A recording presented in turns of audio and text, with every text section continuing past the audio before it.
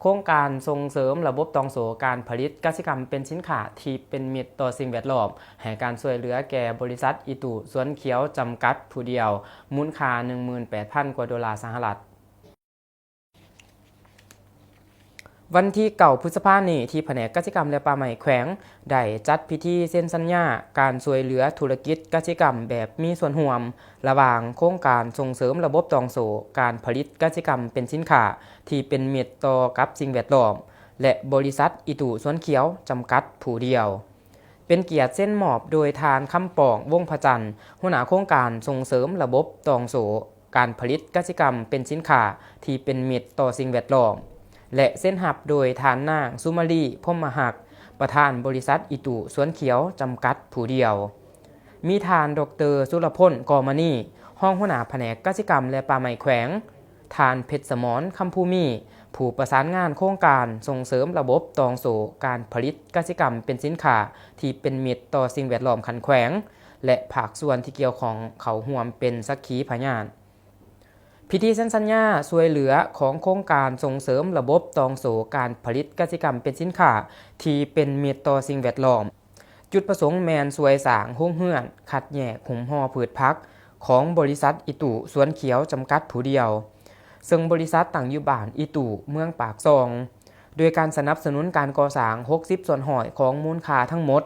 ในนั้นแมนผู้ประกอบการประกอบส่วน40ส่วนหอยและการช่วยเหลือเป็นวัตถุอุปกรณ์เติมอีกการเซ็นสัญญาสนับสนุนช่วยเหลือบริษัทอิตุสวนเขียวในครั้งนี้แมนมีมูลค่า 18,342 ดอลลาร์สหรัฐ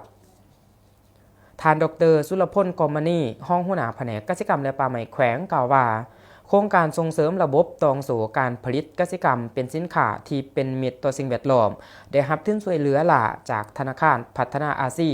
เพื่อมาช่วยสนับสนุนการจัดตั้งปฏิบัติแผนยุทธศาสตร์การพัฒนากสิกรรมและป่าไม้ของรัฐบาลแห่งสาธารณรัฐประชาธิปไตยประชาชนลาวแต่นี่ฮะปี 2025 และวิสัยทัศน์ปี 2030และเป็นโครงการหนึ่งที่ประกอบส่วนอย่างต่างหน้าเขาในการค้ำประกันความมั่นคงทั้งด้านเสบียงอาหารการผลิตเป็นสินค้า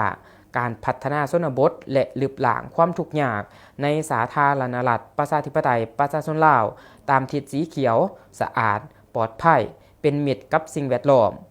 พัฒนาระบบตองโสการผลิตและธุรกิจกสิกรรมการสร้างมูลค่าเพิ่มและปรับปรุงเทคนิคการผลิตปรับปรุงแนวพันธุ์พืชที่สามารถทนทานต่อการเปลี่ยนแปลงของสภาพดินฟ้าอากาศปรับปรุงบรรดากำลังการผลิตเพื่อให้ตอบสนองได้ตามความเหี่ยของต้องการของตลาดด้วยมาตรฐานกสิกรรมอินทรีย์กสิกรรมที่ดีการคุ้มครองที่ดีและบรรลุได้จุดวิเคราะห์ค่าความอันตรายของสารเคมีในอาหารปลอดภัย